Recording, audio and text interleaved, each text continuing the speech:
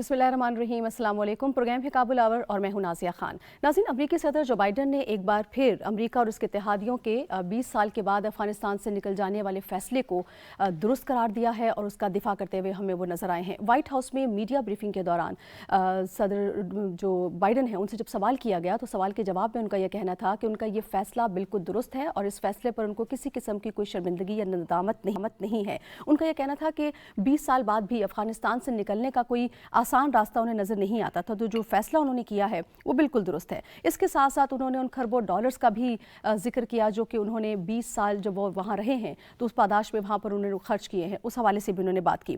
फिर सबसे अहम बात हमने ये देखा कि जो काबुल एयरपोर्ट पर धमाका हुआ था, अगर आपको याद हो 15 अगस्त के बाद जब ये इनखला शुरू हुआ था तो काफ़ी क्योस का सा आलम था, काफ़ी अनसर्टेनिटी वाली सिचुएशन पैदा हो गई थी और 29 अगस्त को काबुल एयरपोर्ट पर धमाका होता है और उसमें हम देखते हैं कि 7 बच्चों समेत 10 अफराद लुक़्मा अजल बनते हैं। तो अब अमेरिका की जानिब से वीडियो जारी की गई है जिसमें देखा जा सकता है कि किस तरह से लोग जो है वो इस धमाके के नतीजे में लुक़्मा अजल बने। लेकिन हमने ये भी देखा कि अमेरिका की जानिब से इस ड्रोन हमले की सिर्फ एक सॉरी कहकर उससे जान छुड़ाने की कोशिश की गई या फिर उसको ये कहा गया कि एक मिस्टेक थी।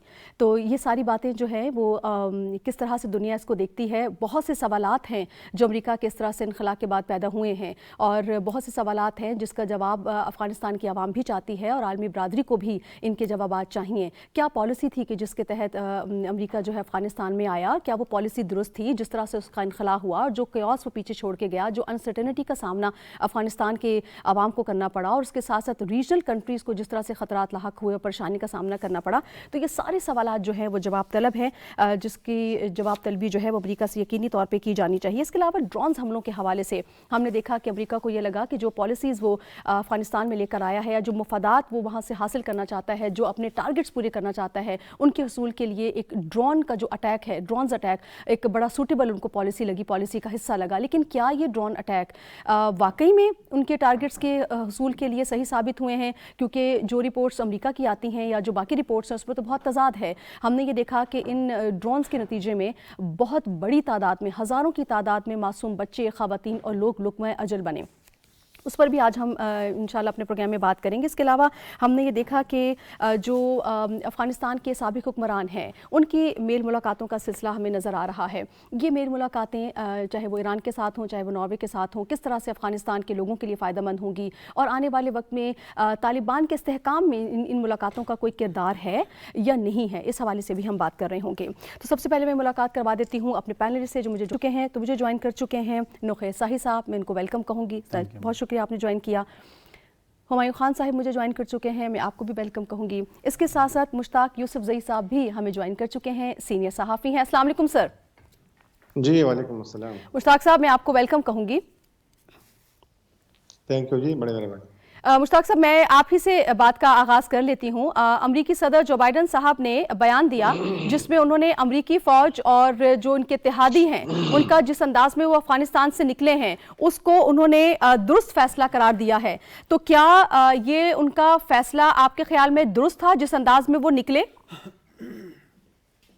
जी बहुत शुक्रिया। असल में अगर आप देखें तो 20 साल पहले तालिबान इतने ताकतवर नहीं थे, इनके पास इतने वसाइल नहीं थे, इनके पास इतना असलहा नहीं था, इतनी उनके पास इंफ्रास्ट्रक्चर नहीं थी। लेकिन जब अमेरिका ने हमला किया तो आज 20 साल बाद तालिबान जब वो उभरे हैं तो वो हुक्मरान बन के आए हैं और पूरे अफगानिस्तान पर इस वक्त इनकी हुकूमत है, इनका कब्जा है, उनके पास बेतहाशा असलहा है, उनके पास गाड़ियाँ हैं और 20 साल में अगरचे तालिबान को बहुत नुकसान भी हुआ, उनके बहुत सारे लोग मारे गए, लेकिन उनको बिल्कुल एक नया अफगानिस्तान इस वक्त मिल चुका है। तो मेरे ख्याल में जब अमेरिकियों को खुद ये अंदाज़ा हो गया था बहुत जल्द कि ये जंग जो है बहुत मुश्किल है और उन्होंने हर किस्म का असलहा इस्तेमाल किया, जो उनके पास वसाइल थे वो उन्होंने इस्तेमाल किए। लेकिन एक बात है, और तालिबान को उन्होंने डिवाइड करने के लिए, उनको कमज़ोर करने के लिए बहुत कोशिशें की। यानी एक तरफ तो वो लड़ते थे, असलहा इस्तेमाल करते थे, दूसरी साइड पे उन्होंने बहुत कोशिशें की, तालिबान को ऑफर्स दी, लालच दी ताकि वो आपस में गुटबंदी उनके यहाँ आ जाए, लोग उनके साथ शामिल हो जाए और कुछ उनको कामयाबी हुई थी। लेकिन आपने देखा होगा कि वो लोग फिर बहुत जल्द वो एक्सपोज हो गए, तालिबान ने खुद पर हमले किए اور وہ بھاگ گئے, پاکستان سے بھی بھاگ گئے, افغانستان سے بھی بھاگ گئے. تو میرے خیال میں یہ بات تب ان کو معلوم ہوا تھا کہ امریکہ نہ جانا ہے. جب قطر میں انہوں نے دفتر کھولا تو طالبان کو اس وقت اندازہ ہو گیا تھا کہ اب یہ جو جنگ ہے وہ جیت چکے ہیں, اب امریکہ یہاں سے نکل رہا ہے. تو اس وقت یہ بات ہوئی تھی. لیکن اب جو جس طریقے سے وہ نکلے ہیں تو یہ بڑی حیران کن بات تھی, اور خود طالبان کے لیے بھی بڑی حیرانگی کی بات تھی. طالبان خود کہتے ہیں کہ ہمیں اتنا اندازہ نہیں تھا, ہمیں اتنا تو یقین تھا کہ کچھ جو رورل ایریاز ہیں, رورل ڈسٹرکٹس ہیں, اضلاع ہیں, تو شاید وہاں پہ ان کا قبضہ ہو جائے. آلریڈی کچھ جو علاقے تھے ان کے قبضے میں تھے, لیکن کابل کے اوپر ان کی اتنی جلدی قابض ہونا, امریکیوں کا نکلنا, افغان گورنمنٹ کا اس طرح بیٹھ جانا, وہ ان کا غائب ہو جانا, یہ کم از کم طالبان کے وہم و گمان بھی نہیں تھا. ٹھیک ہے. نقی صاحب, آپ اس بیان کو کیسے دیکھتے ہیں جس انداز میں وہ آئے ہیں اور جس انداز سے وہ گئے ہیں؟ تو صدر جو بائیڈن صاحب تو یہ کہہ رہے ہیں کہ ہمارے پاس کوئی اور آپشن ہی نہیں تھی, 20 سال بھی رہتے تو یہ اسی طرح کے نتائج نکلتے. تو یہ وزن ہے ان کی بات میں؟ دیکھیں, جب امریکہ افغانستان آ رہا تھا اس وقت بھی اس کو بڑی جلدی تھی. میرا اس نے ورکنگ اس طرح شاید نہیں کی تھی, اور جب جس طرح اس کا وڈرال ہوا یہ بھی بڑی جلدی میں ہوا ہے. لیکن جو بائیڈن صاحب نے آج اپنی سٹیٹمنٹ دی ہے جس میں انہوں نے کہا ہے کہ یعنی ہمارا $1 بلین جو ہے وہ ایک ہفتے کا خرچ تھا. تو میرا خیال ہے یہ کسی بھی, یعنی جس طرح ایک دن میں نے اپنی رپورٹ میں پڑھ رہا تھا تو اس میں اپنے پروگرام میں کوٹ بھی کیا تھا, افغانستان, سیریا اور جو ہے عراق میں ان کا $2300 ارب جو ہے انہوں نے لگائے ہیں پچھلے 20 سال میں. تو یہ ایک ان کے لیے میرا خیال ہے یہ جو ڈرون اٹیک کی اگر ہم بات کریں تو یہ جو سابق صدر ٹرمپ تھے ان کے دور میں اس میں بڑی شدت آئی اور ان کے ایکسپینڈیچر میں بڑی شدت آئی. تو یہ جب بائیڈن اپنی کیمپین میں میرا خیال ہے اس وقت بھی ان کہا کہ ہم اپنی فوج کو نکالیں گے وہاں سے, اور جیسے ہی وہ آئے تو انہوں نے اس کو فوری وڈرال کا کیا. لیکن یہ اتنا میرا خیال ہے اب جس طرح وہ نکل کے گئے ہیں اور جس طرح پیچھے وہ چھوڑ گئے افغانستان کو, جس طرح ہم ڈیلی بات کرتے ہیں کہ ان کا $300 ملین سے زیادہ جو تھا ڈیلی کا ایکسپینڈیچر تھے امریکن فوج کے اور ساتھ جو الائز ان کے ساتھ تھے افغانستان میں. تو اگر افغانستان کی طرف دیکھیں تو انہوں نے ابھی تک کوئی میرا $700 ملین جو ہے ایڈ دی ہے, $700 ملین صرف اور صرف افغانستان کے جو عبوری حکومت ہے, اور وہ بھی دنیا کا کیونکہ بہت زیادہ پریشر ان پہ آیا ہے تو تب انہوں نے جا کے کچھ جو ہے ایڈ دینا شروع کر دیا, 2 دن کی. اور جو یونیسیف کی اپنی رپورٹ ہے $4 سے $5 ارب کی, انہوں نے کہا ہوا ہے کہ ہمیں 2022 میں چاہیے لوگوں کی خوراک جو ہے اس کو پورا کرنے کے لیے. تو میرا نہیں خیال کہ یہ کوئی اتنا جو انہوں نے جلدی کی تھی کہ یہ کوئی اتنا اچھا ڈیسیژن تھا, کیونکہ آپ کی جیسے حامد کرزئی صاحب کا میں نے ایک ٹویٹ کوٹ کیا کہ انہوں نے کہا کہ ہم بہت قریب پہنچ چکے تھے انکلوسیو گورنمنٹ, کیونکہ پوری دنیا کا ایک ڈیمانڈ ہے کہ انکلوسیو گورنمنٹ, اور پاکستان بھی اس میں شامل ہے کہ انکلوسیو گورنمنٹ کی طرف آپ کو جانا پڑے گا الٹیمیٹلی. تو وہ کہہ رہے تھے کہ ہم بالکل دوحہ معاہدہ جب ہو رہا تھا تو ایک ٹائم پہ ہم بالکل جو ریڈی تھے, کچھ لوگ ہمارے جو تھے مختلف جو قبیلوں کے لوگ تھے, کچھ سیاستدان تھے, وہ ریڈی تھے, اور ہم نے دوحہ میں جا کے طالبان سے انکلوسیو گورنمنٹ کی بات کرنی ہے. لیکن انفارچونیٹلی اشرف غنی صاحب غائب ہو گئے, امریکہ نے اپنا یعنی شروع کر دیا ودرال, تو وہ سارا ان کا انکلوسیو گورنمنٹ والا ایک خواب جو ہے وہ ادھر ہی رہ گیا. اب کیونکہ ان کے جتنے جو فارمر ہم دیکھیں, حامد کرزئی صاحب, عبداللہ اس طرح کے لوگ جو ہیں یعنی وہ اپنی ایکٹیویٹیز کر رہے ہیں افغانستان میں, لیکن وہ کبھی کبھی اس طرح کی یعنی جو ہے ٹویٹس کرتے ہیں جس سے جو افغان عبوری حکومت ہے اس کا کیس جو ہے وہ کمزور ہو. میں اس پہ دوبارہ آتی ہوں. ہمارے صاحب مجھے بتائیے گا کہ جس انداز میں جو بائیڈن ہمیں دفاع کرتے ہوئے نظر آتے ہیں کہ جو یہ فیصلہ ہے اس سے بہتر فیصلہ نہیں ہو سکتا تھا, اگر ہم 20 سال اور رہتے تو یہ نقصان ہوتا, ہمارے زیادہ فوجی مرتے, تو یہ جسٹیفائڈ ہے ان کا یہ کہنا؟ ان کے اس بات سے یہ بات ثابت ہوتی ہے کہ ان کے مفادات اور جو بھی ان کی ٹارگٹ سے وہ حاصل ہو گئے اور اب جانا ہی بنتا تھا؟ میرا خیال ہے اس کا فیصلہ تو شاید تاریخ کرے گی کہ ان کے ٹارگٹس جو ہیں وہ اچیو ہوئے یا نہیں, لیکن پریزیڈنٹ کا 1 سال کے بعد آپ جب بریفنگ کے دوران اس قسم کی گفتگو کا اظہار ہے, ایک تو یہ بتاتا ہے کہ ان کی جو پالیسیز تھیں 20 سال افغانستان میں بڑی فلاڈ پالیسیز تھیں. وہ پاکستان کی گورنمنٹ کی, ہماری جو ملٹری اور جو عسکری اور سول قیادت ہے, یہ بارہا ان سے کہہ چکے تھے کہ آپ نے نیگوشیٹ کرنا ہے ان کے ساتھ. وزیر اعظم بارہا کہہ چکے ہیں کہ سیاسی حل کے علاوہ فوجی حل تو ہے ہی نہیں, اور کسی بھی کانفلکٹ کا جو ہے وہ بیسیکلی آپ نے نیگوشیٹڈ سیٹلمنٹ ٹیبل پہ کرنی ہوتی ہے. یہ شروع سے ہم کہہ رہے تھے, وہ انہوں نے نہیں مانی. اس کے بعد پریزیڈنٹ اوباما آئے, اس کے بعد پریزیڈنٹ ٹرمپ آئے, اس کے بعد جو ہے مختلف جو ہے 2 ٹرمز انہوں نے کی, اور ٹرمپ نے صرف 1 ٹرم کی. اس میں جو ہے وہ جو پریزیڈنٹ اوباما نے آج کہا پریزیڈنٹ بائیڈن نے کہ اتنے ہم پیسے لگا رہے تھے اور لگاتے, تو وہ بیسکلی اپنی ایک شکست یا اپنا جو پورا جو ملٹری کا پیرافینیلیا تھا, اسٹیٹ ڈپارٹمنٹ کا, پینٹاگون کا, CIA کا, ان کا ایک انالیسس کر رہے تھے کہ ہم اور رہتے تو ہم اور نقصان میں ہوتے.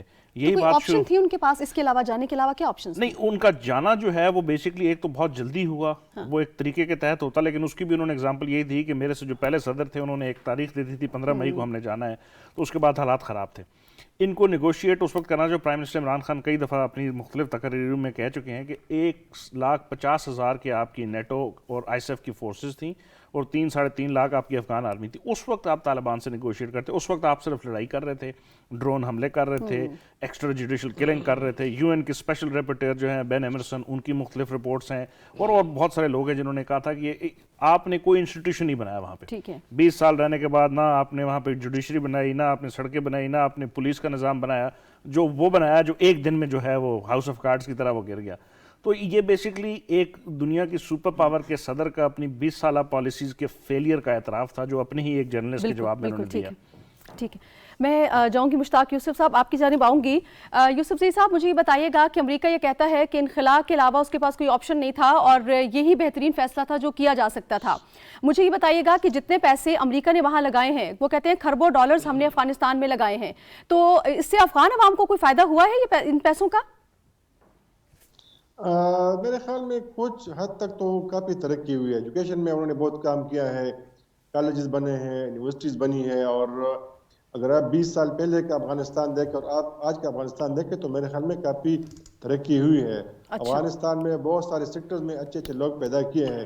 یعنی آپ دیکھیں پہلے چند گنے چنے جرنلسٹ تھے اور وہ بھی بہت کم تعلیم یافتہ تھے, لیکن آپ دیکھیں اس وقت افغانستان میں جب ابھی ان کی جب گورنمنٹ کولیپس ہو گئی تو بہت سارے جرنلسٹ تھے اور بہت ہی کریڈیبل جرنلسٹ تھے وہاں پہ. اس طرح میڈیکل سیکٹر میں کافی ترقی ہوئی تھی, ایجوکیشن میں بہت زیادہ ہوئی تھی, آئی ٹی میں بہت سارے لوگ انہوں نے پیدا کیے تھے. باوجود اس کے کہ وہاں پہ جنگ تھی, 20 سال سے مسلسل جنگ ہو رہی تھی, امن و امان کا سب سے بڑا مسئلہ تھا, اور ان کی جو اکانومی تھی وہ بالکل فارن ایڈ پہ ڈیپینڈنٹ تھی. تو ترقی تو ہوئی تھی, لیکن اس کے ساتھ ساتھ کرپشن بہت زیادہ ہوئی تھی, اور جو لوگ حکومت میں تھے ان کو خود یقین نہیں تھا, ان کو افغانستان سے کوئی کنسرن نہیں تھا, ان کی فیملیز باہر تھی, زیادہ انویسٹمنٹ انہوں نے باہر کی, اور جب آپ نے دیکھا کہ تھوڑا سخت وقت آیا ملک پہ تو سارے لوگ غائب ہو گئے, شمول کے پریزیڈنٹ اور ان کے ایڈوائزر. تو یہ ایک بڑا ڈائلما تھا افغانستان کے لیے, اور اس وقت جو وہاں پہ انسرٹنٹی ہے, جو مایوسی ہے, اور جن کو موقع ملتا ہے افغانستان سے نکلنے کا تو فوراً نکل جاتا ہے. ٹھیک ہے, اچھا میں نقی صاحب آپ کی جانب اگر آؤں تو انخلاء جو ہے وہ ہم دیکھتے ہیں کہ وہ دوحہ ایگریمنٹ کے ذریعے ہی ہوا, تو ہم دیکھتے ہیں طالبان اس کو جو ہے وہ اپریشیٹ کرتے ہیں, وہ کہتے ہیں ہم آزاد ہوئے اور یہ لوگ یہاں سے گئے, ہماری جان چھوٹی. لیکن دوسری جانب جو سابقہ حکومت کے جو لوگ ہیں وہ اس کو پسند نہیں کرتے, وہ کہتے ہیں اس طرح سے چلے جانا ایک کیوس کریٹ ہوا اور افغانستان انسرٹنٹی کی طرف گیا. آپ کیا سمجھتے ہیں کہ یہ بہتر فیصلہ تھا یہاں سے چلے جانا ان کا, اور یہ جو ایگریمنٹ تھا اس کا کوئی نقصان بھی ہوا ہے افغانستان کو؟ یہ جو لوگ اب کرٹیسائز کر رہے ہیں تو یہ 20 سال انجوائے کر رہے تھے نا امریکہ کے ساتھ, ادھر بیٹھے ہوئے تھے افغانستان میں, حکومتیں کر رہے تھے, تو انہوں نے کیا پریشر بلڈ کیا امریکہ کے اوپر, انہوں نے کس طرح کا مقدمہ جو ہے وہ اپنا لڑا. اور یہ تو طالبان کی اپنی آفیشیل اس میں نے پڑھا ہوا ہے کہ وہ کہہ رہے ہیں کہ ہم اس وقت نہیں آنے قابل نہیں آنا چاہ رہے تھے, لیکن ہمیں فون آ رہے تھے. یہ تو سٹوری آئی تھی پچھلے دنوں ایک انٹرنیشنل میڈیا میں, اور ہمیں بلایا گیا کیونکہ جو آپ جب اشرف غنی گئے ہیں تو اس کے بعد جو انہوں نے فوج بنائی ہوئی تھی وہ کلیپس کر گئی, سسٹم کلیپس کر رہا تھا, تو وہ مجبوراً طالبان کو کابل میں داخل ہونا پڑا. تو یہ چیزیں جب آپ جس کی بیس پہ آپ کھڑے ہیں وہی ختم ہو گئی ہے تو ڈیفینیٹلی آپ نے بھی کلیپس کرنا تھا. تو یہ ایک ان کی بہت بڑی ریزن تھی کہ یہ جس پہ انویسٹ کر رہے تھے, امریکی ٹریننگ دے رہے تھے, امداد دے رہے تھے کہ ان کی فوج کو, اور اس کو افغانستان اس کے طالبان کے مقابلے میں کھڑا کیا ہوا تھا, تو وہ تو ایسے بالکل جیسے اشرف غنی ملک سے بھاگے تو ساتھ ہی کلیپس کر گئی تھی. اور پھر جب طالبان کی عبوری حکومت آئی تو اس کو ریئلائز ڈیفینیٹلی ہوا کہ چیزیں اس طرح نہیں تھی جس طرح نظر آ رہی تھی, اور جس طرح یعنی ان کو لگ رہا تھا کہ شاید کچھ چیزیں جو انفراسٹرکچر ہے اس پہ کافی بہتری ہوگی, لیکن ان کے پاس ریسورسز نہیں, ان کا بینکنگ سسٹم جو تھا وہ کلیپس کر گیا تھا, ان کی ریکگنائزیشن کا ایشو چل رہا ہے. تو پچھلے یعنی اب میں طالبان کو بھی تھوڑا سا چاہیے کہ لچک کا مظاہرہ کریں. اب دیکھیں ان کے جو ایران میں جا کے انہوں نے ایک ملاقات کی ہے اسماعیل شاہ سے اور احمد شاہ مسعود کے بیٹے سے, تو ان کے جو اپنے لوگ بیٹھے ہوئے ہیں, گلبدین حکمت یار ہیں, جس طرح کریم خلیلی ہیں سابق نائب صدر ہیں, پھر یونس قانونی ہیں ان کے بڑے انفلوئنشل لوگ ہیں. ہاں بالکل, تو ان لوگوں کو بھی انگیج کریں. ہمیں عبداللہ اور حامد کرزئی تو نظر آ رہے ہیں, لیکن یہ لوگ جو ہیں یہ نظر نہیں آ رہے. تو آپ نے واقعی اگر انکلوسیو گورنمنٹ کی طرف جانا ہے تو یہ جو انفلوئنشل لوگ ہیں جن کی پچھلی حکومتوں میں بڑا انفلوئنس تھا, بڑے اہم عہدوں پہ رہے ہیں, ان کو انگیج کریں. آپ دوسرے ممالک میں جا کے اپنی انگیجمنٹس کر رہے ہیں, تو جو ملک میں موجود لوگ ہیں ان کو کیوں نہیں انگیج کر رہے ہیں؟ جی, آپ کیا سمجھتے ہیں ہمارے صاحب, یہ کیوں نہیں اپنے جو ملک کے اندر جو لوگ موجود ہیں, جو سابقہ حکومتوں میں رہے ہیں, ان کے ساتھ ان کو کیوں نہیں انگیج کرتے؟ میرا خیال ہے پریشر تو بڑھ رہا ہے. جو موجودہ انٹرم سیٹ اپ ہے ان کے اوپر, جو افغانستان کی مشکلات یا عوام کی مشکلات جو ہیں وہ جس طرح بڑھ رہی ہیں, موسم کی جو ہے شدت دیکھ, ڈراؤٹ دیکھ لیں, ایڈ کا بند ہونا دیکھ لیں, تو عوام کے اوپر جو پریشانیاں اس سے جو انٹرم سیٹ اپ اس میں بڑھ رہا ہے. لیکن دوسری طرف اگر آپ یہ دیکھیں, جو موجودہ سیٹ اپ ہے یہ 20 سال دنیا کی سپر پاورز کے ساتھ لڑ کے, اس میں 60 سے زیادہ ممالک ہیں, ان کی پوری فوجوں کے ساتھ لڑ کے, ان کے اندر بھی ایک سینس آف وکٹری ہے کہ ہم نے ان کے ساتھ کیا. ایونچولی تو وہ دوحہ معاہدے کے تحت ہوا, لیکن وہ دوحہ معاہدے تک آنا جو تھا وہ اس 20 سال کی اسٹرگل کا حصہ تھا. تو اب شاید وہ بھی ایک ہارڈ بارگین کر رہے ہیں کہ ان کے ساتھ ہم نے بات نہیں کرنی. ان کے اوپر ان کے جو آفیشیل سٹیٹمنٹس ہیں وہ کافی دفعہ آ چکی ہیں. امریکہ کو بھی انہوں نے یہ کہا کہ کیا جو بائیڈن ہے وہ ڈونلڈ ٹرمپ کو اپنی حکومت میں شامل کریں گے, اس قسم کے بیانات ان کی طرف سے آئے. تو وہ سٹانس تو بڑا سخت ہے. پھر اس کے بعد جو یو این کی اپنی جو special inspector general for reconstruction کی رپورٹ ہے وہ یہی بتاتی ہے کہ جو پچھلی حکومتیں تھیں ان کے اندر کتنی میسو کرپشن تھی. جو $2 ٹریلین وہاں پہ آئے وہ ریکنسٹرکشن میں کتنا لگا اور جنگ میں کتنا لگا, تو جو ریکنسٹرکشن میں لگا وہ کس حد تک باہر جاتا رہا. اب اگر ایک حکومت اپنی طرف سے, جو امریکن گورنمنٹ ہے, وہ یہ کہہ رہی ہے کہ جو اس کے پرانے حمایتی تھے وہ کرپشن کا شکار تھے, وہ پھر کیسے اس موجودہ حکومت کو کہہ سکتے ہیں ان لوگوں کو واپس لائیں؟ اشرف غنی اور اشرف غنی صاحب کے اوپر تو مختلف رپورٹس آئی ہیں کہ جس طرح سے وہ گئے, کس طرح سے گئے, میں اس بحث میں نہیں پڑھنا چاہ رہا. لیکن ملا خند نے, جب حسن خند نے پہلی اپنی تقریر کی کندہار سے, اس میں بھی انہوں نے کہا کہ میسو کرپشن پچھلی حکومتوں کی وجہ سے ہے, جس کی وجہ سے یہ ہوا. اس کے بعد دوبارہ جب انہوں نے ریڈیو کے ساتھ کیا اور چند دن پہلے کیا, اس میں بھی ایگزیکٹلی انہوں نے اسی بات کو کیا کہ جو پچھلے حکمران تھے وہ کرپٹ تھے. اس کرپشن نے افغانستان کو آج اس حالت پہ پہنچایا. تو اب آپ ان سے کیسے ایکسپیکٹ کر سکتے ہیں؟ لیکن میرا خیال ہے یہ ہارڈ نیگوسیشن ہے.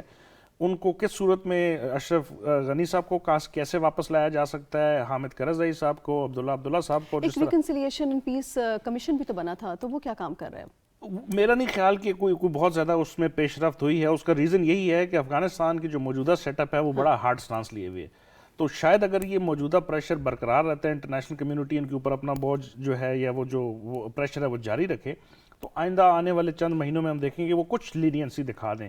لیکن افغانستان کے اس سیٹ اپ کو اگر آپ پہلے دیکھیں 20 سال پہلے, تو مجھے نہیں لگتا کہ بہت جلدی یہ پریشرائز ہوں گے. ٹھیک ہے, میں مشتاق صاحب آپ کی جانب آؤں گی. سر مجھے یہ بتائیے گا کہ ہم یہ دیکھتے ہیں کہ امریکہ کی جانب سے جب وہ افغانستان میں آتے ہیں تو ٹارگٹ کے حصول میں ایک جو بہت اہم چیز انہوں نے استعمال کی وہ ڈرون سے, اور ڈرون اٹیک افغانستان میں بے تحاشا ہوئے ان 20 سالوں کے دوران, جس میں بہت زیادہ ڈیمیج ہم نے دیکھا ہوا. آپ کیا سمجھتے ہیں کہ امریکہ کا یہ کہنا ہے کہ یہ جو ڈرونز ہم نے حملے کیے ہیں, جو ان کا استعمال کیا ہے, یہ جو ہمارے ٹارگٹس کے حصول ہیں اس میں بہت اہم ہمارے لیے ثابت ہوئے ہیں اور بڑا ہمیں ہیلپ آؤٹ کیا ہے. آپ کیا سمجھتے ہیں کہ ان کے ٹارگٹس سے اچیو ہوئے ہیں, یا دوسری طرف آپ کو نظر آتا ہے کہ افغان عوام بھی اچھی خاصی تعداد میں اس کی نتیجے میں ہلاک ہوئے ہیں, بہت بڑا نقصان ہوا ہے افغانستان کو ان ڈرونز حملوں کا؟ جی بالکل. اس سے پہلے کہ میں اس سوال کا جواب دوں, میں تھوڑا سا آپ کو بتاؤں کہ یہ انکلوسیو گورنمنٹ کیوں نہیں بنی. جی اصل میں امریکہ نے بہت کوشش کی تھی, اور خلیل زاد آپ نے دیکھا ہوگا کہ لاسٹ ٹائم بہت دفعہ آئے تھے کابل, اور ان کو بہت سمجھانے کی کوشش بھی کی تھی ڈاکٹر اشرف غنی صاحب اور ان کی کیبنٹ کو. لیکن جو ان کے ارد گرد لوگ تھے, ان کے ایڈوائزر تھے, تو انہوں نے بالکل ان کو منع کیا. اور ایک دفعہ اس طرح ہوا تھا کہ خلیل زاد نے اشرف غنی صاحب سے کھل کے کہا کہ امریکہ نے یہاں سے جانا ہے, نہ وہ آپ کے خاطر افغانستان آیا تھا, نہ آپ کے خاطر یہاں رہیں گے, ہم نے جانا ہے, لیکن اس سے پہلے کہ ہم جائیں آپ طالبان سے اپنے معاملات طے کر لیں. انہوں نے بار بار انکار کیا. ڈرون کا جہاں تک استعمال ہے تو انیشلی کولیٹرل ڈیمیج بہت زیادہ ہوا تھا, کیونکہ یہ زیادہ تر ریلائی کرتے تھے, ڈپینڈ کرتے تھے گراؤنڈ ہیومن سورس پہ.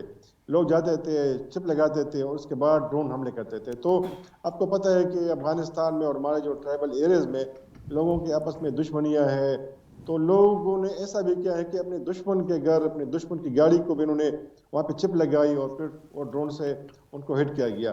تو انیشلی کچھ معصوم لوگ مارے گئے, کولیٹرل ڈیمیج ہوا, لیکن آخر میں جب یہ انہوں نے حملے کیے پاکستان کے قبائلی علاقوں میں, افغانستان اور پاکستان کے جو درمیانی علاقے ہیں اور افغانستان کے اندر, تو کافی ایکوریٹ تھے اور انہوں نے بہت اچھے اہداف حاصل کیے تھے. تو اس لیے وہ پریفر کرتے تھے کہ وہ ڈرون سے حملے کریں, کیونکہ اگر وہ زمینی راستہ استعمال کرتے, ہیلی کاپٹر بھیجتے اور ٹینک بھیجتے, تو طالبان نے کافی امپرومنٹ کی. طالبان نے افغان گورنمنٹ میں, افغان سیکیورٹی اداروں میں اپنے لوگ انسٹال کیے تھے, ان کے وہاں پہ لوگ تھے. اور طالبان خود بتاتے تھے, مجھے یاد ہے 2009 میں نے انٹرویو کیا تھا سراج الدین حقانی صاحب کا, جو ابھی انٹیریئر منسٹر ہے. تو اس وقت انہوں نے مجھے بتایا تھا 2009 میں کہ وہ زمانہ چلا گیا جب ہم صرف گرمیوں میں لڑائی کرتے تھے یا ہم پہاڑوں میں چھپتے تھے. اب ہماری جو لڑائی ہے وہ 12 مہینے جاری رہے گی, اور ہم شہروں کے اندر ہمارے لوگ ہیں, وہاں رہتے ہیں, گاؤں کے اندر ہماری سیٹ اپ ہے. اور خود افغان حکام, افغان سیکیورٹی فورسز کے لوگ, NDS کے لوگ, ان کے پولیس, وہ ہمیں بتاتے ہیں کہ امریکی جو فورسز ہیں, نیٹو فورسز ہیں, انہوں نے کہاں جانا ہے, کون سا روٹ انہوں نے استعمال کرنا ہے. تو اس لیے پھر ان کو زیادہ نقصان اٹھانا پڑتا تھا امریکیوں کو اور نیٹو فورسز کو. تو اس لیے انہوں نے پھر زیادہ تر ڈرون ہی کا استعمال کیا, اور یہ میرے خیال میں کافی ایکوریٹ تھے. انہوں نے بہت سارے جو ان کے اہداف تھے ڈرون ہی کے ذریعے حاصل کیے تھے.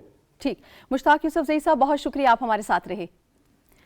عمر خان صاحب, ایکوریسی پہ سوال اٹھتا ہے نا, اگر آپ یہ کہتے ہیں کہ ڈرون حملوں نے ہماری مدد کی ہے ہمارے ٹارگٹس کے اچیو کرنے میں, تو مدرسوں میں کون سے دہشت گرد بیٹھے ہوئے تھے, اسکولوں میں کون سے دہشت گرد بیٹھے ہوئے تھے, مساجد میں کون سے دہشت گرد بیٹھے ہوئے تھے, معصوم بچے بھی اس میں گئے, خواتین بھی اس میں گئی, بوڑھے لوگ اس میں گئے, جن کا کوئی قصور نہیں تھا, وہ بھی تو لقمہ اجل بنے. تو یہ جو ایکوریسی ہے جس کو وہ کہتے ہیں کہ ڈرون ہمارے بڑے ایکوریٹلی ٹارگٹ کرتے ہیں, تو یہ کہاں سٹینڈ کرتے ہیں؟ نہیں, یہ بالکل جو ہے نا کمپلیٹلی انٹرنیشنل لاء کے اگینسٹ تھا.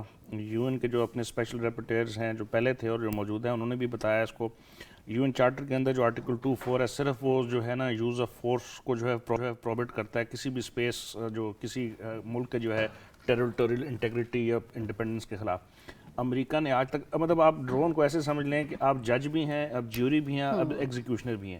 وہ صرف یہ کہتا ہے کہ اگر آپ کے پاس انسفیشینٹ ایویڈنس ہے, یا اگر آپ کے پاس سفیشینٹ ایویڈنس ہے, کوئی امیوننٹ ڈینجر ہے, جو کوئی بندہ جس کے پاس بم ہے وہ پھاڑنے جا رہا ہے, تو شاید اس صورت میں کوئی ایک ایسی لیگل پروویژن نکل سکتی ہے. لیکن دنیا کے جو بڑے لیگل وزرڈز ہیں, یہ جو مائنڈز ہیں, وہ کہتے ہیں کہ ایک ایسا, مطلب یہ ایک اسلحہ ہے, یہ ایک ایسا ہتھیار ہے جس کی کوئی لیگیلٹی نہیں ہے. اور وہ پاکستان کے اندر بھی انہوں نے بے تحاشا اس قسم کی ایکٹیویٹیز کی. افغانستان کے اندر اگر آپ صرف دیکھ لیں 2015 سے لے کے 2019 تک 13,000 کے قریب انہوں نے جو ہے یہ اٹیکس کیے. اور یہ منیمم جو ہے وہ یہ منیمم ہے جو شاید کچھ رپورٹ ہوئے جو وہ ہوئے, اور اس میں جو ہے نا تقریباً 10,000 سے زیادہ کے قریب جو ہے وہ لوگ مارے گئے. اس میں شاید کچھ ہائی ویلیو ٹارگٹس بھی ہوں, وہ جو ہے امریکہ جن کو ہائی ویلیو ٹارگٹس کہتا ہے, ان کی تو ایک ڈیفینیشن ایسے بھی ہے کہ ایک ایسا بندہ جو کہ 18 سال یا 17 سال کی عمر سے زیادہ ہو, اور وہ آپ کو لگے کہ وہ ایک سولجر کا جو ہے وہ اس کے اندر آ سکتا ہے, تو اس کو بھی آپ جو ہے نا کسی وقت کنسیڈر کرتے ہیں کہ یہ threat to American forces, American way of life. تو یہ مطلب ایک اتنی پیچیدہ اور کمپلیکیٹڈ بحث ہے. اس میں امریکہ نے اس کا بے دریغ استعمال کیا, اور اتنے انوسنٹ لوگ مارے, کولیٹرل ڈیمیج, اور جس کی وجہ سے اب جو ہے ہم دیکھ رہے ہیں کہ جو ہے وہاں پہ پروٹیسٹ بھی شروع ہوئے بہت سارے افغانستان کے اندر, اور وہ کہہ رہے ہیں کہ ہمیں کمپنسیشن دیجیے. اور آخری جو ہوا 29 اگست والا جو ہے, اس میں آپ نے دیکھ لیا کہ 7 آپ نے انوسنٹ بچے مار دیے. اس کا ایک پورا ریویو ہوا, اور ریویو کے بعد اینڈ میں جو رپورٹ آتی ہے جو ہائیسٹ لیول پہ فوج کی آتی ہے, یہ ایک ٹیکنیکل گلچ تھا, اس میں کسی کو رسپانسبل نہیں ٹھہرایا گیا. ٹھیک ہے, ٹھیک. لوخی صاحب, اتنے لوگوں کو مار دینا, مدرسوں, مسجدوں اور ایسی جگہوں کو ٹارگٹ کرنا جہاں پر آپ کا کوئی ان سے لینا دینا نہیں ہے, نہ ان معصوم لوگوں کو پتہ ہے کہ کس پاداش میں وہ مارے جا رہے ہیں, اور پھر اتنے بڑے جانی نقصان کے بعد آپ کا سوری کہہ دینا جسٹیفائڈ ہے؟ یہ کسی بھی صورت میں اور کسی بھی قانون میں یہ جسٹیفائی نہیں ہے. میں آپ کو تھوڑی سی انفارمیشن شیئر کروں. میں ابھی ایک رپورٹ پڑھ رہا تھا, تو اس میں لکھا گیا ہے کہ 30 سے 40% عوام جو جہاں بہت ہوئی ان ڈرون حملوں میں, اس میں بچے اور خواتین تھے. ان کا دور دور سے کسی بھی ٹیررسٹ ایکٹیویٹی سے کوئی تعلق نہیں تھا. یعنی ہو سکتا ہے اس ایریا میں کوئی ٹیررسٹ ہو, تو اس کو ہٹ کرنے کے لیے وہ پورا ایریا جو ہے وہ یا زخمی ہوئے ہیں لوگ یا مرے ہیں. پھر انہوں نے ایک صوبہ ہلمند میں 2019 میں ایک شادی کی تقریب پر حملہ ہوا تھا جس میں 40 شہری جو تھے وہ جاں بحق ہوئے تھے. پھر اپریل 2018 قندوز مدرسے پر ایک فضائی حملہ ہوا تھا جس میں تقریباً جو ہے غیر سرکاری اعداد و شمار کے مطابق 150 کے قریب لوگ جو ہیں وہ جاں بحق ہوئے تھے. اور 2009 سے لے کے 2020 تک جو ہے 3444 لوگ جو ہیں وہ جاں بحق ہوئے تھے. اور یہ وہ نمبرز ہیں جو میں نے اوپر آپ کو 150 والا اور 40 والا, یہ وہ نمبرز ہیں جو افغانیوں کو کبھی بھی نہیں بھولیں گے, کیونکہ کسی کی شادی کی تقریب تھی اور کسی کا بچہ مدرسے میں تھا, وہ شہید ہوا تھا.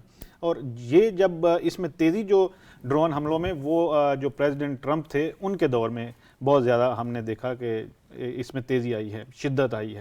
تو یہ 2009 کے بعد جو تھا اس میں تیزی تھی, لیکن ٹرمپ کے دور میں بہت زیادہ یعنی اٹیکس ہوئے ہیں, سوئسائڈ اٹیک. اور ان کا یہ ٹارگٹ ایک یعنی اگر موسٹ وانٹڈ بندہ کو ہٹ کر رہے ہیں تو ہو سکتا ہے پورے علاقے کو یہ تباہ کر دیں.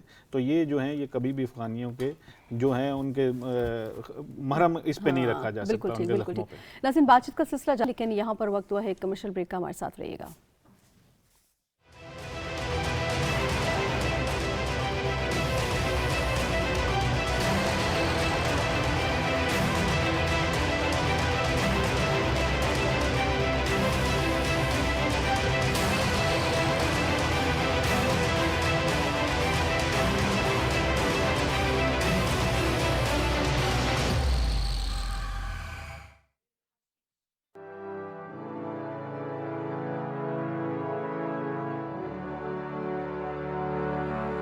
جب ایمان تمہارے پاس ہو, اللہ کی رضا بھی ساتھ ہو, تو پھر پرواہ نہیں, رکنا نہیں, جھکنا نہیں, گھبرانا نہیں.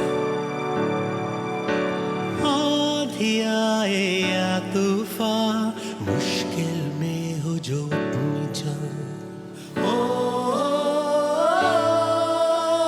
آندھی آئے یا طوفان, مشکل میں ہو جو اپنی جان, میں تم کو تھام لوں, تم مجھ کو تھام لو, تو پھر پرواہ نہیں,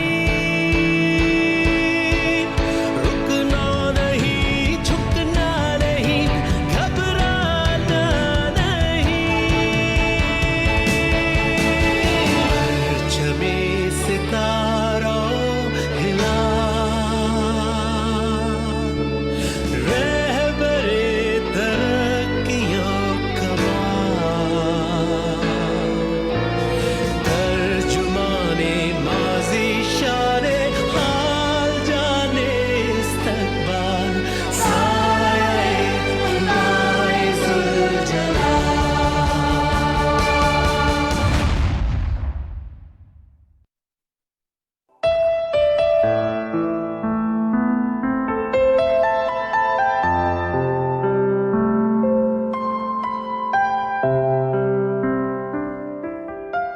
شوق تیرا اگر نہ ہو میری نماز کا ایمان, میرا قیام بھی حجاب, میرا سجود بھی حجاب.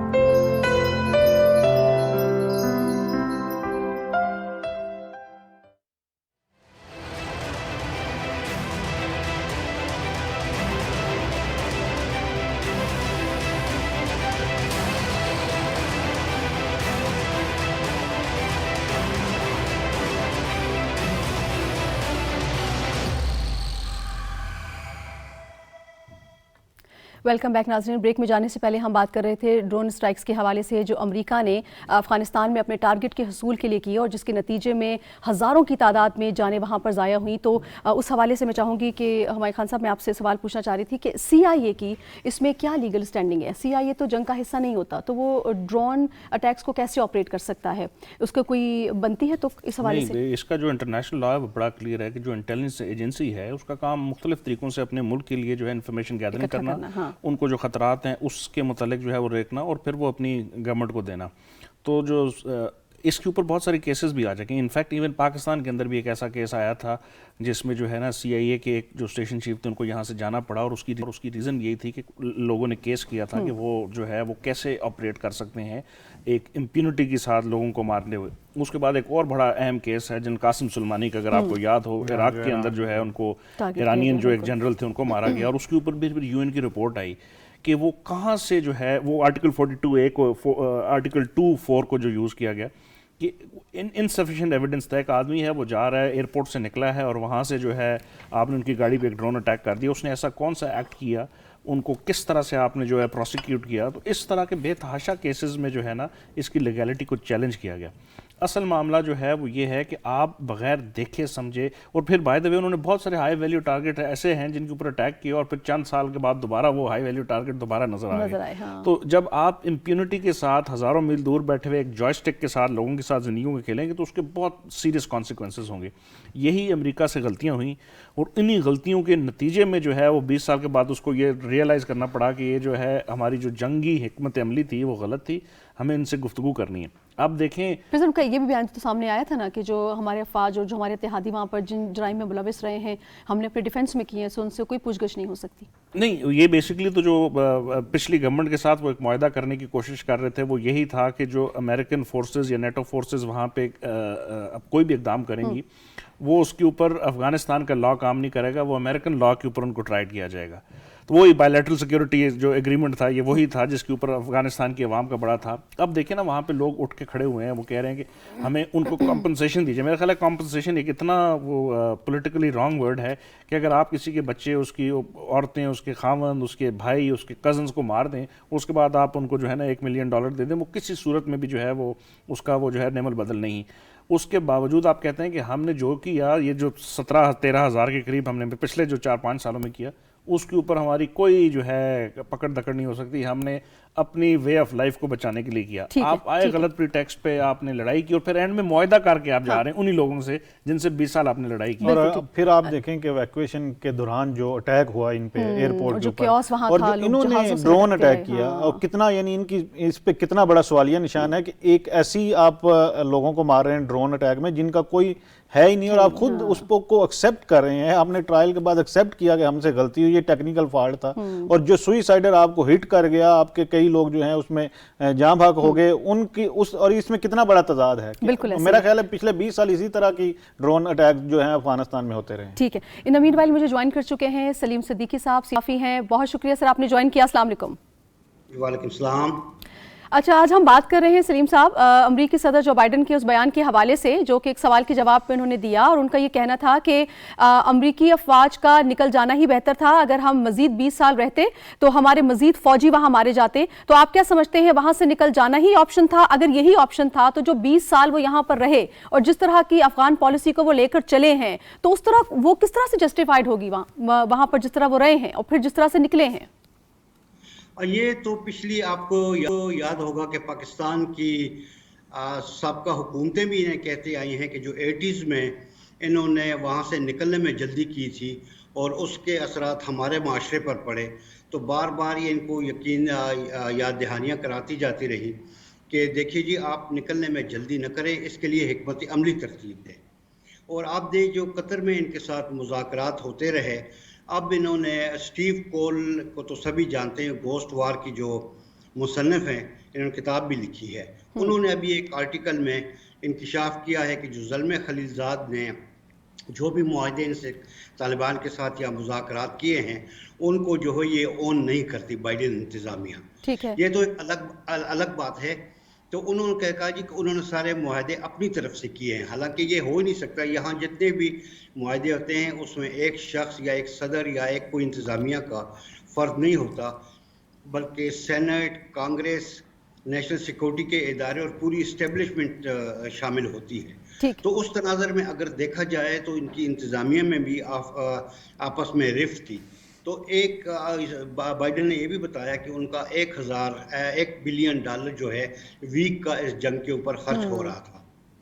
تو یہ بھی ایک بہت بڑا فیکٹر ہے فائنانس کا, جو فائنانسنگ وہاں کی جا رہی تھی, جو خرچہ کیا جا رہا تھا. اب اس کی وجہ سے خود امریکہ میں اندرونی حالات یہ بھی بہت میٹر کرتے ہیں نا, کہ جی آپ دوسری قوموں پر, دوسری جنگوں پر, باقی جگہوں پر قوم کا ٹیکس اداروں کا پیسہ خرچ کرتے رہیں, ضائع کرتے رہیں, تو وہ بھی پوچھا جا سکتا ہے. تو اگر یہ ساری چیزیں ملا کے دیکھی جائیں تو انہوں نے وہاں سے نکلنے میں جلدی کی. 12 سے 18 ہزار या 13,000 जो फौजी थे, रोज के हिसाब से इन्होंने डेड लाइन जो मुकर्रर की हुई थी अपनी खुद लेकिन साख्ता। जो बाइडन साहब ये कहते हैं कि चूंकि मुझसे पहले वाले सदर ये मुआहदा कर चुके थे कि 15 मई को हमने निकलना है, तो हमें वहां से निकलना था। जी मैं यही अर्ज कर रहा हूँ जी कि उन्होंने चूंकि वो मुआहदा कर चुका था, उससे इन्होंने निकलना था। मुआहदा जो भी गवर्नमेंट हो, हमारे यहाँ तो ये वाला सिस्टम नहीं है कि जो अगर एक गवर्नमेंट को बात कर जाती है तो अगले वाले तमाम इकदाम जो है उनको नल एवाइड कर देते हैं। तो यहाँ इनको ये भी मीट करना था, लेकिन चूंकि ट्रंप ने देखे ना इराक से भी फौजें निकाल ली थी और अल्टीमेटली यहाँ से भी निकलना था, क्योंकि वो अंदरूनी दबाव भी बहुत ज़्यादा था। यहाँ की आपको महंगाई का आप देखते हैं कि यहाँ भी अगर जो लोग यहाँ रहते हैं उनको अंदाज़ा है कि उन जंगों की वजह से और फिर कोरोना के वार की वजह से यहाँ की इकानमी बहुत ज़्यादा ख़राब है। यहाँ हालात बहुत ज़्यादा, यानी महंगाई का बहुत ज़्यादा है, बेरोज़गारी है, ट्रक नहीं है। अच्छा सलीम साहब, एक बड़ी अहम बात जो सदर जो बाइडन साहब ने अपने इस बयान में कही है, जो मुझे बड़ी हिट की, मैं चाहती हूँ इस पे भी आपका जो पॉइंट ऑफ व्यू वो आ जाए। वो ये कहते हैं कि अफगानिस्तान जो है वो ग्रुप्स में बटा हुआ है, तो जो मुश्तरका गवर्नमेंट का क़याम है ये बहुत वहाँ पर मुश्किल अमल था। उनकी सारी बात का लबो लबाब कुछ यूँ है। तो ये आपको नहीं लगता उन्होंने वाकई एक हकीकत की तरफ इशारा किया है? क्योंकि अगर हम पास्ट में भी देखें तो अफगानिस्तान में कोई हमें मुश्तरका गवर्नमेंट नज़र नहीं आती, ग्रुप्स बहुत ज़्यादा हैं वहाँ पर। तो ये वाकई में एक हकीकत है जिसकी तरफ उन्होंने इशारा किया है कि वहां पर मुश्तरका हुकूमत का क़याम मुश्किल है। अभी भी हम ये देख रहे हैं वहां पर ऐसी ही सूरत हाल है। बिल्कुल उन्होंने दुरुस्त कहा। और ये खित्ते की अगर सूरत हाल को देखें, या जो तज्जिया निगार हैं या जो बड़ी उम्र के लोग हैं पाकिस्तान में खुद बैठे हुए, कि वो जो पहली 80s में, लेट 80s में जब ये सोवियत यूनियन वहाँ से निकला था, तब भी यही वार लाट का यही हाल था कि वो वार जंग के ज़रिए और अपने लोगों जत्थों के ज़रिए चाहते थे कि हुकूमत कायम हो। मक्का में भी, मक्का मुकर्रमा में भी, खाना काबा में भी मुज़ाकरात हुए, गुलबद्दीन, हिकमतयार और दूसरे लोग थे, लेकिन सूरत हाल वही रही। अब भी वही सूरत हाल है। अगर थोड़ा सा इनमें अब माजी की हुकूमत ने, करज़ई हुकूमत ने या अशरफ गनी की हुकूमत ने कदम बढ़ाए होते, अपने मुल्क में इस्लाहात की होती, तो ये सूरत हाल उनको देखना न पड़ती। अब अगर ये लोग तालिबान आए हैं, इन्होंने भी वही अपनी माइटी वाली सिचुएशन क्रिएट कर दी हुई है कि ये भी किसी के साथ मिलकर बैठने के लिए तैयार नहीं है। तो ये तो अब अमूमी तौर पर देखा जाए तो हमारे पूरे खित्ते का यही अलमिया है कि यहाँ मिल बैठने को कोई भी नहीं देखता। अपने अपने ज़ोर पर, चाहे सियासी जत्था हो, चाहे पैसे का हो, चाहे वार लार्ड्स हो, चाहे ताकत के ज़ोर पर हो, वो अपनी हुकूमत चाहते हैं। ये नहीं चाहते कि अपनी मुल्क, अपनी सोसाइटी, अपने लोगों की बेहतरी के लिए बैठा जाए, सोचा जाए। बिल्कुल ठीक, बिल्कुल ठीक। नोखे साहब, मैं आपकी जानिब आऊँगी। जिस तरह उन्होंने बताया कि ग्रुप्स हैं वहाँ पर और एक मुश्तरका लाहिमल इसीलिए सामने नहीं आ सका। अभी भी हम देख रहे हैं कि अभी जो ईरान में उनकी मुलाकात होती है, अहमद शाह हो गए, इस्माइल खान हो गए, अंदर के जो लोग बैठे हैं उनसे उस तरह से मुज़ाकरात नहीं हो रही या उनको इकट्ठा नहीं किया जा रहा। फिर अब हम देख रहे हैं अफगानिस्तान के जो मसालती काउंसिल के सरबराह हैं अब्दुल्ला या साबिक उनके जो सदर हैं हामिद करज़ई, वो भी, उनकी भी मुलाकातों का सिलसिला चल रहा है। तो ये अलग अलग मुलाकातें, इससे कोई फ़ायदा होगा अफगानिस्तान को? इसके तरफ आता हूँ। पहले मैं एक जो पिछले क्वेश्चन था आपका कि वो पिछली इंतज़ामिया ने कह दिया था कि विड्रॉल करना है, तो बाइडन ने कर दिया, तो फिर जो ज़ल्मे खलीलदाद जो करते रहे हैं वो उनको क्यों नहीं फिर ऑन कर रहे? वो भी तो किसी गवर्नमेंट के बिहाफ पे उसको कर रहे थे ना मुज़ाकरात तालिबान के साथ। तो ये नहीं कि जिधर आपको फ़ायदा वो आपने एक्सेप्ट कर लिया, जिधर आपको यानी कुछ देना पड़ जाए किसी मुल्क को तो उधर आप कहेंगे नहीं, उसको तो हम मानते नहीं है। दूसरा, ये इनको बड़ी इंडिपेंडेंस है, इस वक्त काबुल में है, ये बैठे हुए हैं दोनों हजरात, और इनका ट्विटर बड़ा एक्टिव है और इनकी खबरें भी आए रोज़ आती रहती हैं, डॉक्टर अब्दुल्ला की और हामिद करज़ई साहब की। और पिछले दिनों हामिद करज़ई साहब ने पाकिस्तान के ख़िलाफ़ एक ट्वीट किया था जिसका बड़ा नोटिस लिया गया था अफ़गान अबूरी हुकूमत की तरफ से, और उसको मनवान उसकी तरदीद की गई थी और पाकिस्तान के वज़ीर आज़म ने जो बात की थी उस मौक़िफ़ की हमायत की गई थी। तो मेरा ख्याल है इनको ये थोड़ा सा समझना चाहिए कि 20 साल आप वही लीडरशिप हैं जिन्होंने तालिबान को दहशतगर्दी के नाम पर बिल्कुल जो है काबुल के नज़दीक भी नहीं आने दिया, और आपने हुक्मरानी की और एंजॉय किया सारे पर्क एंड प्रिविलेजेस जो थे अमेरिकन गवर्नमेंट के साथ मिल के। तो अब थोड़ा सा उनको فوکس کرنا پڑے گا کہ جس طرح ان کی حکومت چاہ رہی ہے اس کے مطابق چیزیں چلیں گی. اب یہ نہیں ہوگا کہ آپ بیٹھ کے کسی ملک, آپ کو پسند نہیں ہے کوئی ملک تو اس کے خلاف ٹویٹ کر دیں, یا کوئی لیڈر پسند نہیں تو اس کے خلاف ٹویٹ کر دیں. اس طرح جو ان کا اپنا جو مسائل ہیں افغان عبوری حکومت کے وہ بہت زیادہ بڑھیں گے, کیونکہ یہ ان کے بالکل ابھی کابل میں بیٹھے ہیں اور انڈیپینڈنٹلی اب بہت سے ملکوں کے جو امبیسیڈرز وزٹ کر رہے ہیں, یو این کے جو نمائندگان آ رہے ہیں ان کے ساتھ یہ ملاقاتیں کر رہے ہیں. اور ان کو میرا نہیں خیال کہ افغان عبوری حکومت جو ہے وہ ان کو اتنی انڈیپینڈنس دے گی کہ ان کا جو ہے مقدمہ خراب کرنے کی کوشش کریں, اور کسی بھی ملک اور کسی بھی لیڈر کے خلاف یہ ادھر سے بیٹھ کے جو ہے اپنی جو ٹویٹر کا استعمال ہے وہ کریں نیگیٹولی. ٹھیک ہے, سب کے سامنے ہی ہے نا جی. اس میں ایک پوائنٹ ایڈ کر دوں, جو نخیس صاحب کہہ رہے تھے, پریزیڈنٹ باراک اوباما نے جو ہے نا ایشیا پیوٹ کا ان کا ایک بڑا وہ آیا تھا, اور اس میں انہوں نے ایک ایگریمنٹ سائن کیا تھا, ٹرانس پیسیفک پارٹنرشپ ایگریمنٹ. ٹھیک ہے, جیسے ہی ڈونلڈ ٹرمپ آئے انہوں نے چوتھے دن ہی اس ایگریمنٹ سے اپنے آپ کو وڈرا کر لیا. تو وہ پریزیڈنٹ نے جو ہے نا اپنا پروگیٹو استعمال کیا, لیکن جس طرح سلیم صاحب کہہ رہے تھے بیسکلی وہاں پہ انٹرنیشنل پریشر بہت زیادہ تھا. ٹھیک ہے, جو پریزیڈنٹ بائیڈن ہیں وہ اس پریشر کو سسٹین نہیں کر پا رہے تھے, فائنینشلی وہ بہت زیادہ تھا, تو اس لیے انہوں نے پچھلی حکومت کے معاہدے کو ایز اٹ از تسلیم کیا اور وہ اس کو امپلیمنٹ کیا. حالانکہ اگر وہ چاہتے تو رک سکتے تھے. ٹھیک ہے, اب اس سوال کی طرف آتے ہیں. یہ جو لوگ وہاں پر مل رہے ہیں, مثالے تو کونسل کے سربراہ ہوں یا سابق صدر ہوں, ان میل ملاقاتوں کا کوئی فرق پڑے گا؟ دوسرا امپورٹنٹ بات مجھے سمجھا دیجیے, کریم خلیلی جو ہیں اور یوسف قانونی صاحب اور یہ جو یونس قانونی صاحب اور گلبدین حکمتیار صاحب, یہ بڑے اہم نام ہیں, یہ کہاں ہیں؟ ان کا کوئی کردار نظر کیوں نہیں آتا؟ میرا خیال ہے دو تو جو صدور ہیں وہ مطلب کیونکہ پچھلی وہ دو حکومتوں میں وہ رہے تو ان کا ایک پولیٹیکل جو ہے وہ بڑا وہ ہے, اور پھر اس کے ساتھ عبداللہ بھی وہ چیف ایگزیکٹو رہے وہاں کے, تو وہ وہاں پہ رہے. انہوں نے اپنی عوام کے سامنے یہ دکھانے کی کوشش کی کہ میں چونکہ یہاں پہ رہ رہا ہوں, اور طالبان نے چونکہ جنرل ایمنسٹی کا اظہار کیا تھا اس کو ایز اٹ از کر رہے ہیں. لیکن میرے ذاتی رائے یہ ہے کہ شاید یہ جو دونوں اس وقت ہیں عبداللہ اور پریزیڈنٹ حامد کرزئی, یہ اپنی اننگز کھیل چکے ہیں. یہ وہاں پہ رہ کے اگر اپنی اس کیپیسٹی میں ایز ایکس لیڈر کوئی کام کرنا چاہیں تو ان کو طالبان ایکسیپٹ کریں گے. ان کو کوئی فزیکل رول جو ہے کسی پالیسی کے اندر میرا نہیں خیال طالبان ان کو دیں گے, کیونکہ 20 سال انہی لوگوں کے ساتھ وہ لڑتے رہے, انہی کی کرپشن کا وہ ساری دنیا کے سامنے اظہار کر رہے ہیں, اور پھر آج ان کو دوبارہ آپ اپنے ان کے ساتھ ملا لیں. ہاں باقی جس طرح جو کچھ اور جو ہیں فگر ہیڈز ہیں ان کو شاید کسی پوزیشن کے اندر جو ہے لایا جائے اور ایک انکلوسیو گورنمنٹ بنائی جائے. میرا خیال ہے یہ گیو اینڈ ٹیک کرنا پڑے گا اس گورنمنٹ کو. سلیم صاحب, میں اس میں بھی آپ کا جو ہے تجزیہ چاہوں گی. مجھے یہ بتائیے گا کہ ہم دیکھ رہے ہیں طالبان جو ہے مفاہمت کا راستہ اگر مانگ رہے ہیں تو ان کو خود بھی تو مفاہمت کا راستہ کھولنا ہوگا. ہم نے دیکھا کہ ایران میں جا کر وہ دو سربراہان سے تو ملے ہیں, لیکن جو اپنے ملک کے اندر سربراہان ہیں اگر وہ ریکنسیلیشن کی بات کر رہے ہیں یا آگے بڑھنے کی بات کر رہے ہیں تو ان لوگوں کو بھی تو لوپ میں لینا ضروری ہے. آپ کیا سمجھتے ہیں یہ کس قدر ضروری ہے؟ اور دوسرا یہ بھی سمجھا دیجیے گا کہ جو عالمی قوتیں ہیں ان کا اس سلسلے میں کیا کردار ہے؟ آپ کیا سمجھتے ہیں جب تک عالمی قوتیں اسٹریم لائن نہیں کریں گی تو یہ معاملات جتنے بھی ہیں یہ رزلٹ نہیں دے سکیں گے؟ جی آپ نے درست کہا. اصل میں طالبان کو پہلے چاہیے کہ وہ اندرونی استحکام کی طرف توجہ دیں. جب تک اندرونی استحکام نہیں آئے گا, ملٹی ڈائمینشنل گورنمنٹ نہیں بنے گی. ٹھیک ہے, عبداللہ کرزئی یہ تو 2-3 لوگ ہیں, یہ تو نہیں ہیں, لیکن باقی بھی تو سوسائٹی ہے نا. وہاں دیکھیں نا, خواتین بھی نکلی ہوئی ہیں احتجاج کے لیے, باقی سیگمنٹ بھی نکلی ہوئی ہے, باہر جاتے ہیں, ٹھیک ہے, لیکن ان کے پاس ابھی اتنی لیڈرشپ نہیں ہے. ان کی جنگی لیڈرشپ ہے. انہوں نے جنگی حکمت عملی اپنائی ہوئی ہے اور انہی پالیسیوں پر چل رہے ہیں. ان کی جو اگر لیکن سر ان کا جو بیان سامنے آتا ہے وہ تو یہ کہتے ہیں, ذبیح اللہ مجاہد صاحب ہوں یا امیر متقی خان صاحب ہوں, وہ یہ کہتے ہیں کہ افغانستان سب کا گھر ہے, کوئی بھی یہاں پر واپس آ سکتا ہے, عام معافی کا اعلان ہے, کسی کو کچھ نہیں کہا جائے گا. لیکن اندرونی طور پر دیکھیں جی روزانہ ہی خبریں ملتی ہیں. اب دیکھیے چھوٹی سی خبر ہے لیکن باہر خبر تو خبر ہی ہوتی ہے, اس سے ان کا اندازہ چلتا ہے کہ بارڈر پہ جو لوگ جاتے ہیں, کل پرسوں کوئی تھا کسی آرٹسٹ کے انہوں نے آلات توڑ دیے. تو یہ چھوٹی چھوٹی چیزیں ہیں جو گورنمنٹ کے پھیلائے, انہوں نے بغیر لڑے کابل پر قبضہ کر لیا. تو اس کا مطلب یہ تھا کہ عوام ان کے ساتھ تھے.